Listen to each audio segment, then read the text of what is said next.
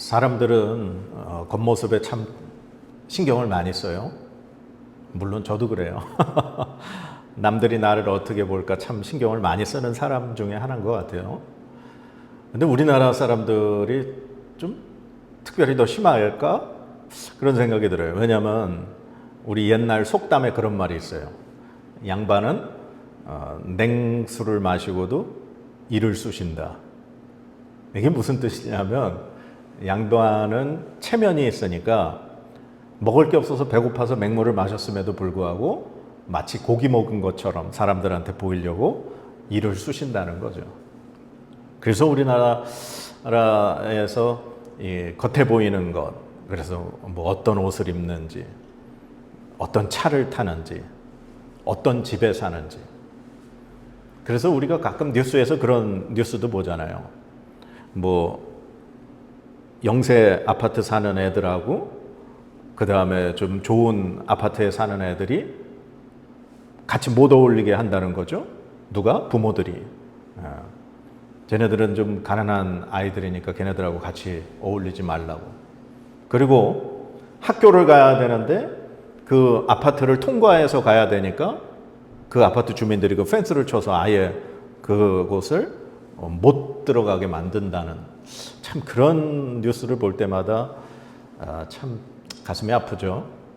다 같은 사람인데 뭐 잘 사느냐 못 사느냐, 뭐 어떤 동네에 사느냐, 뭐 그런 것 때문에 사람들을 차별하고 이렇게 분리하고 나눈다는 게 참 그렇습니다. 근데 예수님 당시에도 서기관들, 바리새인들, 사두개인들, 이런 사람들이 겉에 신경을 참 많이 쓴 사람들이죠. 그래서 하나님 보시기에, 그리고 예수님께서 보시기에 그들의 모습은 마치 회칠한 무덤같이, 겉은 그럴싸해 보이지만 속은 썩어져 냄새나는 그들의 모습을 예수님이 지적하셨죠. 예수님이 마태복음 23장 5절에서 7절에 이런 말씀하셨어요. 서기관과 바리새인들을 책망한 내용인데, 그들의 모든 행위를 사람에게 보이고자 하나니 곧 그 경문띠를 넓게 하며 옷수를 길게 하고 잔치의 윗자리와 회당의 높은 자리와 시장에서 문안받는 것과 사람에게 랍비라 칭함을 받는 것을 좋아하느니라. 아주 예수님이 신랄하게 그들의 모습을 비판하셨어요. 자신들의 모든 행위가 사람에게 보이려고 한다는 거예요. 여기 말씀에 이제 경문의 띠를 넓게 한다는 게 율법에 이제 그 쉐마의 말씀, 아니면 중요한 율법의 말씀을 요 조그마한 나무 상자에다가 넣어서 그것을 이마 아니면은 이 손목에다가 이렇게 띠를 감아서 그렇게 지니게 했죠. 말씀을 넣은 조그마한 나무 상자를 경문이라 그래요. 그래서 그 경문을 이마나 팔에다가 고정을 시키려면 띠로 감아야 되잖아요. 근데 그 띠를 넓게 한다는 거예요. 그러니까 이 띠를 넓게 이렇게 감아서 사람들한테, 야 봐라, 나 이렇게 말씀을 잘 간직하고 이 말씀을 잘 그렇게 보이는 사람이야 라는 거죠. 그 다음에 옷수를 길게 한다. 언제 한번 말씀을 전했던 것 같은데, 유대인들이 입는 겉옷은 이렇게 커다란 직사각형 같은 거에 가운데 구멍이 뚫려서 머리를 그 속에 이렇게 넣으면 앞뒤로 이렇게 툭 떨어지는, 그게 겉옷이라 그랬죠. 그 겉옷의 네 귀퉁이에 매듭을 짜서 청색실을 섞어서 그게 이제 옷술이라는 거예요. 그러니까 옷에 앞에 두 개, 뒤에 두 개, 네 귀퉁이에 옷술이 달려 있는 거죠. 근데 예수님 당시에 이 서기관과 바리새인들은 그 옷술을 화려하고 길게 했다는 거예요. 예수님이 이렇게 어딘가를 가실 때 12의 혈루증 앓는 여인이 예수님 뒤에 사람들 틈에 섞여서 그런 생각했죠. 내가 예수님 옷가에라도 손을 대면 내가 나을 줄 믿었다. 그래서 그 여인이 예수님의 옷가에 손을 댄, 그게 바로 옷수를 건드린 거예요. 옷수를 잡았다는 거예요. 예수님의 옷수를. 그런데 사람들은 그때 당시에 그걸 화려하고 길게 하면은 마치 내가 더 경건한 사람처럼, 내가 뭔가 더 하나님과 가까이 있는 사람처럼 그렇게 생각을 했다라는 거죠. 그래서 그렇게 했다는 거예요. 그리고 높은 자리에 앉는 걸 좋아하고 랍비라 칭함을 받는다. 선생님이다. 칭함을 받는 걸 좋아한다라는 거죠. 오늘 이 바울 일행이 우리 지난주에 말씀을 봤지만 그 276명, 그 배에 탔던 모든 사람이 결국 그 배가 그 멜리데 섬 가까이에서 이제 걸려서 백부장의 명령에 의해 전부 다 헤엄을 치건 어떤 물건을 잡건 해서 다 그 육지로 섬으로 멜리데 섬으로 다 상륙을 했어요. 그래서 그곳에서 오늘 1절에 보니까 우리가 구조된 후에 안즉 그 섬은 멜리데라 하더라. 오늘날에 몰타라고 하는 섬이에요. 몰타 섬, 그게 멜리데인데 그 섬에 다 도착을 한 거예요. 근데 지금 처음에 이 바울 일행이 탄 배가 풍랑을 만나게 된 게 이 미항에서 베닉스 항을 가려다가 풍랑을 만났잖아요. 근데 그들이 베닉스 항을 가려고 했던 이유가 겨울을 나기 위해서. 그러니까 지금 계절이 초겨울인 거예요. 겨울이 시작되는 시절. 그러니 그들이 지금 14일 동안 풍랑에 떠밀려서 800km를 지금 떠밀려 와가지고 그렇게 멜리데 섬에 간신히 온몸이 젖은 상태로 섬에 들어가고 오늘 2절에 보니까 또 비가 오고 날이 찼다 그랬어요.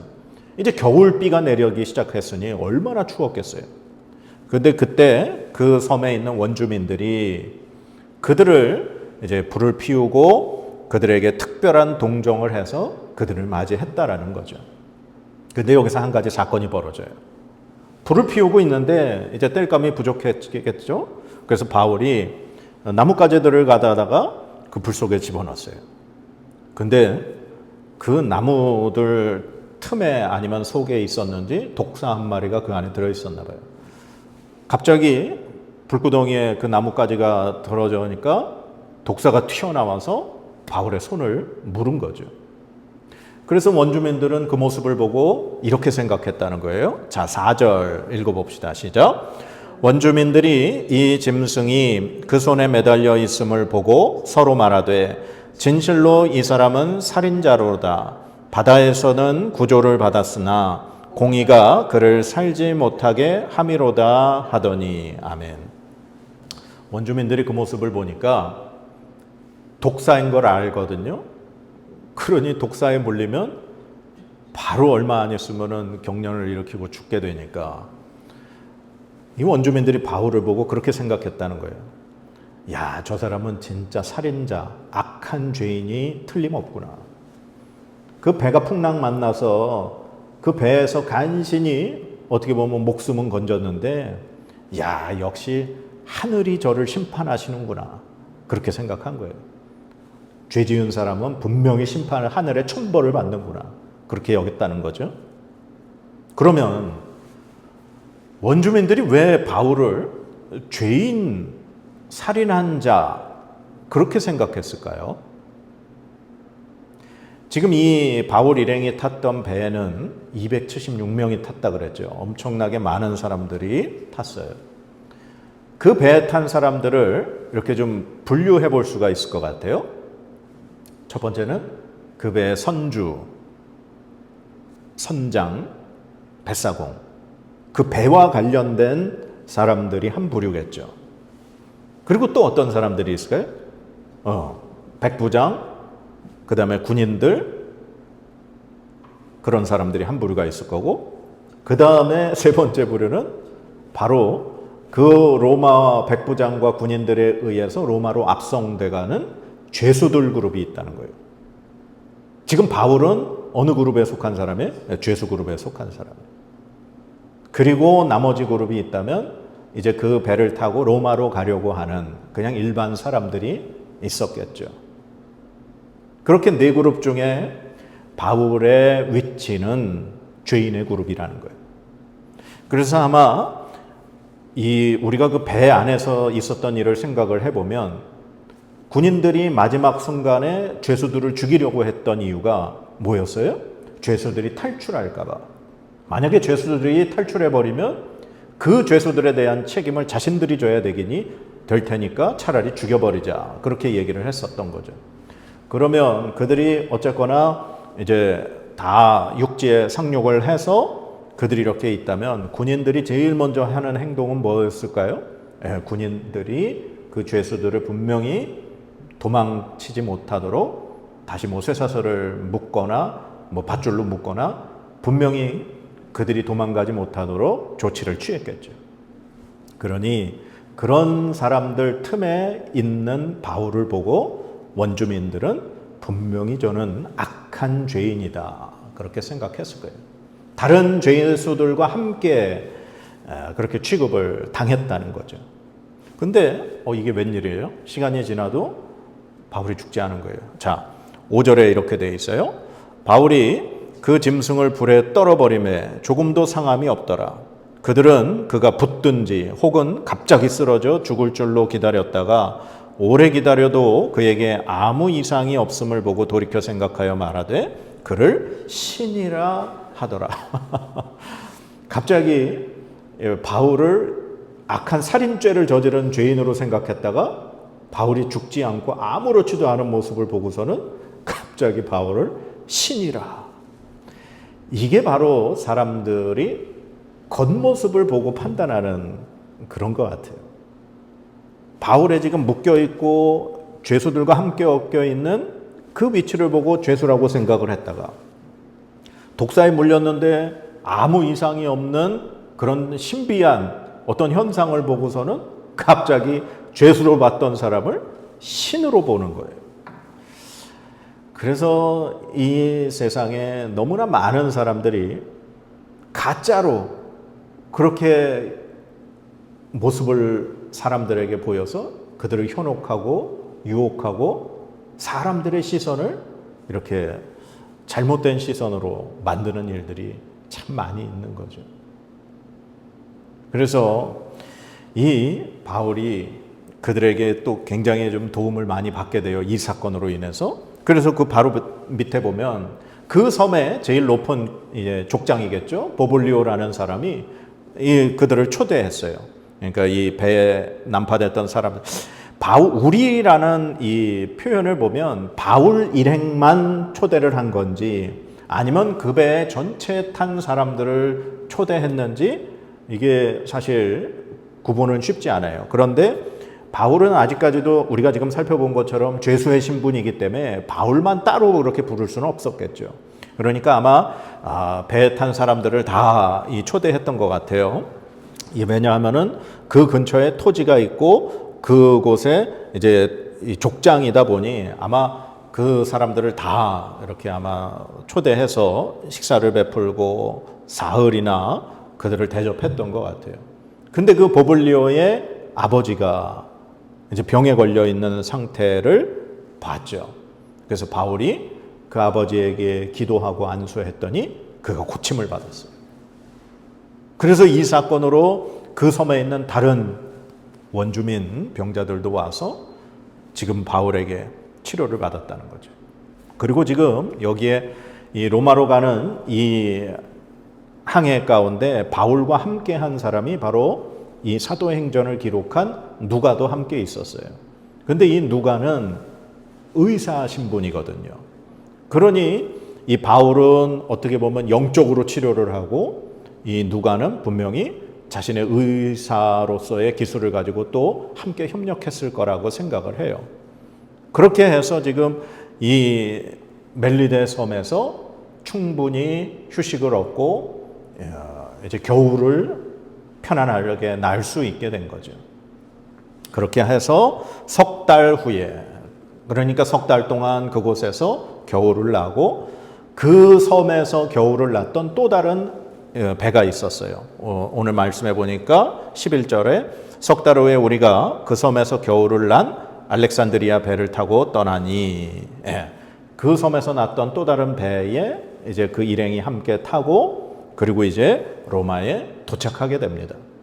근데 로마에 도착했을 때 그 로마의 형제들, 즉 로마의 예수 그리스도의 복음을 믿고 이렇게 교회로 세워진 그 예수 그리스도의 이 같은 믿음을 가진 형제들이 바울을 맞으러 나왔다는 거예요.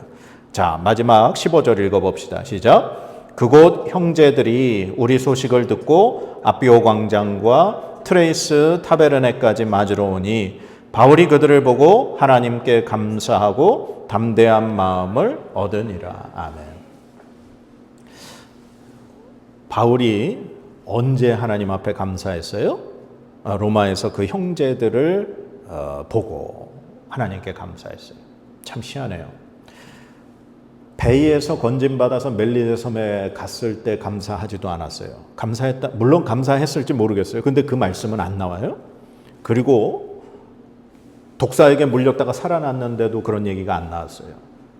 그리고 병자들을 고쳤을 때 그런 얘기도 안 나왔는데 바울이 로마에 도착해서 로마에 있는 그리스도인 형제들을 만나자 그때서야 하나님 앞에 감사했다라는 말이 나와요. 바울의 최종 목적지가 어디였죠? 로마였어요. 하나님께서, 예수 그리스도께서 너는 분명히 로마에 가서도 황제 앞에서도 나의 증인이 되어야 된다. 그 모든 지금 풍랑과 죽음의 위협과 모든 어려움과 고난 속에서 마지막 그가 하나님의 인도하심을 받아 가야 되는 최종 목적지인 로마에 도착한 순간, 그리고 그곳에 있는 그리스도인 형제들을 만나는 순간 바울은 하나님 앞에 감사했다는 거예요. 바울은 자기의 처지가, 자기의 겉모습이, 자기의 위치가 중요하지 않았어요. 바울에게 제일 중요했던 것, 하나님의 사명이었어요. 하나님께서 자신에게 주신 그 사명이 정말 딱 마무리되는 그 순간, 로마에 도착해서 그리스도인 형제들을 만나는 그 순간 하나님 앞에 감사와 영광을 올려드리고 담대함을 얻었다. 이게 바울의 모습이라는 거예요. 오늘날 교회가 굉장히 많이 발전했어요. 우리 교회도 이렇게 사람도 없고 개척교회, 그럼에도 불구하고 마이크도 있고 반주, 제가 기타를 치긴 하지만 기타도 있고 또 귀한 또 이렇게 선물을 해주셔가지고 TV도 있고, 오늘날 교회는요 예배드리기에 너무나 좋은 환경에 놓여 있어요. 화려한 건물, 그 안에 실내, 예배드리는 그 예배당 공간에 화려한 조명, 그 다음에 영상, 음향, 그 다음에 찬양을 할 때 막 그 반주팀, 밴드. 예전에 비하면 오늘날 이 교회의 예배는 더 이상 화려해질 수 없고 멋질 수 없을 정도라고 생각해요. 막 성가대의 이 찬양팀들의, 예전에는 마이크도 없었을 테고, 예전에는 맨 바닥에 돗자리 깔고 앉아서 그렇게 예배를 드렸었을 텐데, 지금은 그냥 의자도 편안하게, 그 모든 게 다 너무 좋아졌죠. 겉모습으로 봤을 때 교회는 너무나 화려해졌어요. 그런데 교회 안에 젊은이는 점점 사라져가고 있어요. 아동부는 아예 없는 교회들이 많다 그래요. 주일학교, 어린아이들은. 그리고 점점 어르신들밖에는 교회에 남지 않아요. 그리고 저희 같은 지방 같은 데는 이제는 목사님들도 없는 교회들이 점점 하나둘씩 생겨나고 있어요. 그 교회에서 목사님이 은퇴하고 나서 더 이상 그 작고 시골에 있는 교회에는, 불과 10명도 모이지 않는 그런 교회에는 목사님을 모시기가 어렵게 된 거죠. 그래서 교회가 문을 닫는 상황이 벌어지게 되는 거예요.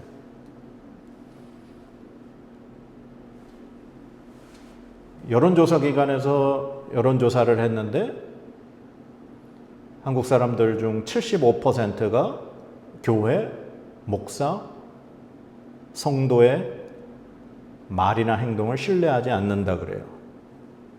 대한민국 국민 5명 중 4명이 안 믿는다는 거예요, 교회를. 이런 상황이 됐어요. 그동안 우리가 너무 겉에만 신경을 쓴 것이 아닌가. 저부터 회개해요. 하나님 앞에 그동안 제 자신을 가만히 바라보니 너무 겉에만 신경을 쓴 것 같아서 하나님 앞에 부끄럽고 회개합니다.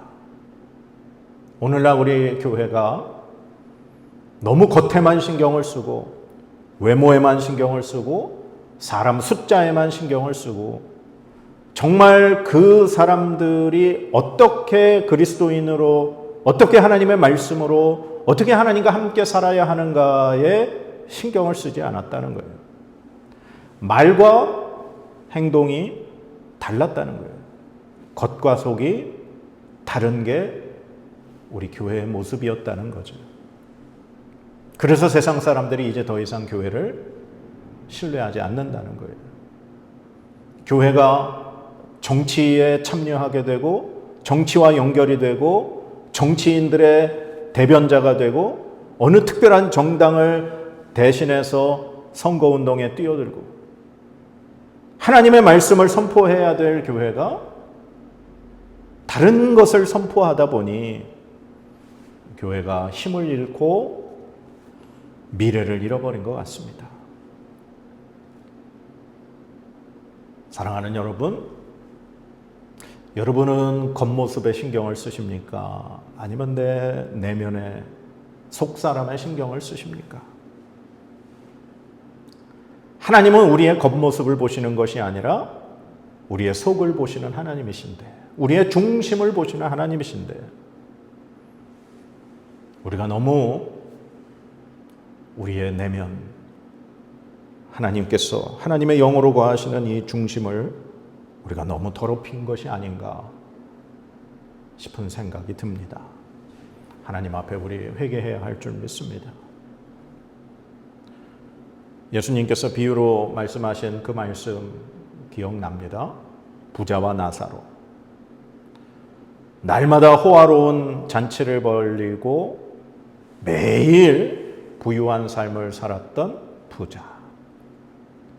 그리고 그 부자의 집 앞에 그냥 버려지는 음식으로 하루하루 허기를 채우며 살았던 거지.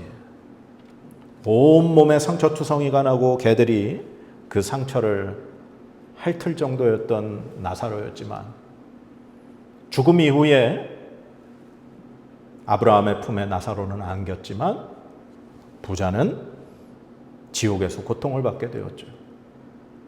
하나님은 부자의 이름을 기억하지 않으셨어요.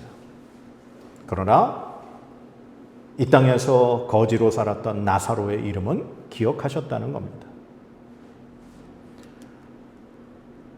우리가 이 땅에서 주님이 내 이름을 기억하실 사람으로 사는지 아니면 내 이름을 기억하지 않으시는 삶으로 사는지 우리 한번 우리 자신을 깊이 생각해 봐야 할 줄 믿습니다. 다시 한번 회개합니다. 겉의 모습에, 내 겉모습에 너무 많은 신경을 썼던 제 자신을 회개하고 또 우리가 회개해야 합니다. 하나님 앞에 말씀으로 우리의 속을 채우고 우리의 중심을 채우고 하나님과 함께 살아갈 수 있는 저와 여러분의 이 사순절의 삶이 되어지기를 주님의 이름으로 간절히 축복합니다. 기도합시다. 하나님, 우리가 너무 겉에 신경을 썼음을 회개합니다. 사람들에게 보여지는 것에 너무 신경을 썼음을 회개합니다. 하나님, 우리의 더럽고 추악함을 용서하여 주시옵소서. 우리 속은 썩어져 가고 있는데 그걸 감추려고 더 겉에 화려한 것으로 포장했음을 회개합니다. 하나님, 우리를 살리시고자 예수님의 그 십자가의 구원의 은혜를 주셨음에 또 불구하고 우리는 그 구원의 은혜를 너무 가볍게 여겼음을 회개합니다. 하나님, 우리의 중심을 하나님의 말씀으로, 하나님의 은혜로, 하나님의 영으로 충만하게 채워 주시옵소서. 그래서 겉과 속이 다른 사람이 아니라 겉과 속이 모두 하나님의 은혜로 가득 찬 우리의 삶 되게 하여 주시옵소서. 감사드리며 예수님의 이름으로 기도드립니다. 아멘.